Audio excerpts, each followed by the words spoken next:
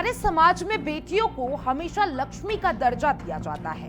जब किसी घर में बेटी जन्म लेती है तो पूरा परिवार खुशियों से भर जाता है। उसके छोटे छोटे कदम घर में रौनक ले आते हैं। माँ बाप अपनी पूरी जिंदगी उसकी परवरिश में लगा देते हैं, उसे पढ़ाते हैं, आगे बढ़ाते हैं, सपने देखने की आजादी देते हैं और फिर एक दिन बड़ी उम्मीद के साथ उसकी शादी कर देते हैं। हर माँ बाप यही सोचता है कि उनकी बेटी अब नए घर में नई जिंदगी शुरू करेगी, वहां उसे प्यार मिलेगा, सम्मान मिलेगा और वह खुश रहेगी। लेकिन जब वही बेटी कुछ महीनों बाद जिंदा नहीं बल्कि एक शव बनकर वापस लौटे तो सिर्फ एक परिवार नहीं टूटता, पूरा समाज शर्मसार होता है। भोपाल की ट्विशा शर्मा केस ने एक बार फिर देश को झकझोर कर रख दिया है। ये मामला सिर्फ एक लड़की की मौत का नहीं है बल्कि उन हजारों बेटियों की कहानी है जो शादी के बाद मानसिक और शारीरिक प्रताड़ना झेलती है, लेकिन समाज और परिवार की इज्जत के नाम पर चुप रह जाती है। ट्विशा की मौत ने कई बड़े सवाल खड़े कर दिए हैं। क्या ये आत्महत्या थी या दहेज हत्या? क्या पुलिस जांच में लापरवाही हुई? क्या रसूखदार परिवार होने की वजह से सच दबाया जा रहा है? और आखिर 12 मई की रात को हुआ क्या था? देखिए, ट्विशा शर्मा एक पढ़ी लिखी, आत्मनिर्भर और सफल लड़की थी। उन्होंने अपनी मेहनत से करियर बनाया था। मॉडलिंग, एक्टिंग और कॉर्पोरेट सेक्टर में उन्होंने अपनी अलग पहचान बनाई थी। सोशल मीडिया पर उनकी तस्वीरें देखकर साफ पता चलता था कि वो जिंदगी को खुलकर जीने वाली लड़की थी। उनके दोस्त बताते हैं कि ट्विशा बेहद खुशमिजाज और जिंदा दिल इंसान थी। किसी भी कमरे में उनकी मौजूदगी माहौल बदल देती थी। ट्विशा ने पुणे से पढ़ाई की और बाद में उन्होंने मुंबई के एक कॉलेज से MBA किया। उन्होंने मॉडलिंग में भी काम किया और कई विज्ञापनों में नजर आई। तेलुगु फिल्मों में भी उन्होंने अभिनय किया। बाद में उन्होंने कॉर्पोरेट सेक्टर में नौकरी शुरू की और दिल्ली की एक कंपनी में कम्युनिकेशन और ऑन बोर्डिंग मैनेजर के पद पर काम कर रही थी। सब कुछ ठीक चल रहा था। फिर उनकी जिंदगी में समर्थ सिंह आए। दोनों की मुलाकात एक डेटिंग ऐप के जरिए हुई।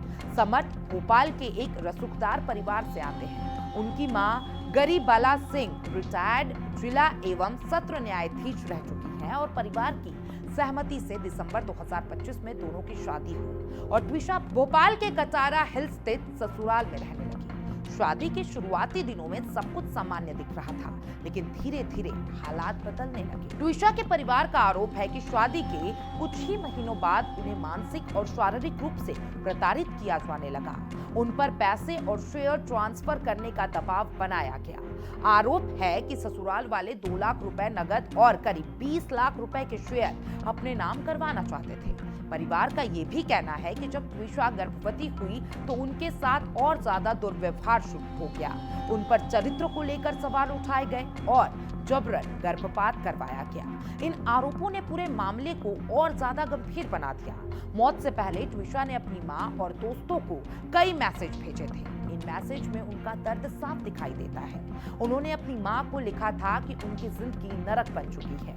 एक मैसेज में उन्होंने लिखा, मां मुझे यहाँ से ले जाओ। वहीं अपनी एक दोस्त को उन्होंने इंस्टाग्राम पर मैसेज किया, आई एम ट्रैप्ड ब्रो, यानी मैं बुरी तरीके से फंस चुकी हूँ। इन संदेशों के बाद सवाल उठता है कि आखिर ट्विशा किस हालत से गुजर रही थी?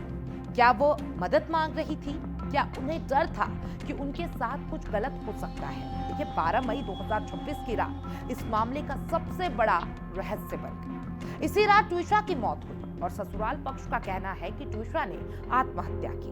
उनके अनुसार रात में जब परिवार वाले ऊपर गए तो ट्विशा छत पर एक्सरसाइज बैंड से लटकी हुई मिली। उन्हें नीचे उतारकर अस्पताल ले जाया गया, लेकिन डॉक्टरों ने उन्हें मृत घोषित कर दिया। लेकिन ट्विशा के परिवार का दावा बिल्कुल भी अलग है। उनका कहना है कि मौत से ठीक पहले ट्विशा ने अपनी मां को फोन किया था और वह डरी हुई थी। उन्होंने बताया कि उनके साथ टॉर्चर हो रहा है। तभी अचानक फोन कट गया और कुछ देर बाद सास का फोन आया और वो कह रही थी कि ट्विशा की हालत खराब है। परिवार का आरोप है कि अस्पताल घर से सिर्फ 10 मिनट की दूरी पर था, फिर भी वहां पहुंचने में देरी हुई। जब तक अस्पताल पहुंचा गया तब तक बहुत देर हो चुकी थी। अब इस केस में सबसे बड़ा मोड़ तब आया जब पोस्टमार्टम रिपोर्ट सामने आई। भोपाल एम्स की रिपोर्ट में कहा गया है कि ट्विशा की मौत फांसी लगने से हुई। लेकिन रिपोर्ट में कई ऐसी बातें थी जिन्होंने पुलिस जांच पर सवाल खड़े कर दिए।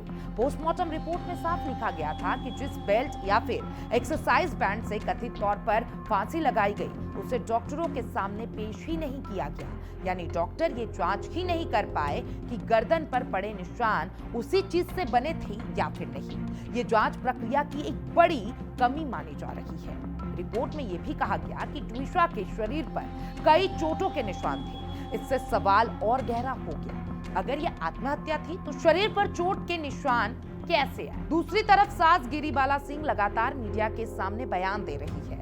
उन्होंने दावा किया कि ट्विशा ड्रग एडिक्ट थी और मानसिक बीमारी से जूझ रही थी, लेकिन फॉरेंसिक रिपोर्ट में किसी भी तरीके के ड्रग या फिर नशे की पुष्टि नहीं हुई है। यही वजह है कि ट्विशा का परिवार इन आरोपों को मृत लड़की की छवि खराब करने की कोशिश बता रहा है। ट्विशा के भाई मेजर हर्षित शर्मा ने मीडिया के सामने भावुक होकर सवाल पूछा, आखिर किसी को यह अधिकार किसने दिया कि वो उनकी मृत बहन के बारे में झूठी बातें कहे? उन्होंने पूछा, अगर समर्थ सिंह निर्दोष है तो वो फरार क्यों है और पुलिस उन्हें अब तक पकड़ क्यों नहीं पाई? इस केस में पुलिस की भूमिका भी सवालों के घेरे में है। परिवार का आरोप है कि शुरुआत में पुलिस ने मामले को गंभीरता से नहीं लिया। एफआईआर दर्ज करने में देरी हुई। पोस्टमार्टम और सबूतों को लेकर भी कई गड़बड़ी सामने आई। अब इसी वजह से ट्विशा का परिवार जांच को मध्य प्रदेश से बाहर ट्रांसफर करने की मांग कर रहा है। उनका कहना है कि मामले की जांच सीबीआई से कराई जाए और दूसरा पोस्टमार्टम दिल्ली एम्स में हो। परिवार का दावा है कि उन्हें स्थानीय सिस्टम पर भरोसा नहीं रहा। इस मामले ने एक बार फिर दहेज और घरेलू हिंसा की भयावह सच्चाई को सामने ला दिया है। भारत में हर साल हजारों महिलाएं दहेज प्रताड़ना और घरेलू हिंसा का शिकार होती हैं। राष्ट्रीय अपराध रिकॉर्ड ब्यूरो के आंकड़े बताते हैं कि देश में हर दिन कई महिलाओं की मौत दहेज से जुड़े मामले से होती है। सबसे दुखद बात यह है कि समाज अक्सर बेटियों को समझौता करने की सलाह देता है। उन्हें कहा जाता है कि शादी के बाद सब ठीक हो जाएगा, लेकिन कई बार यही समझौता उनकी जिंदगी छीन लेता है।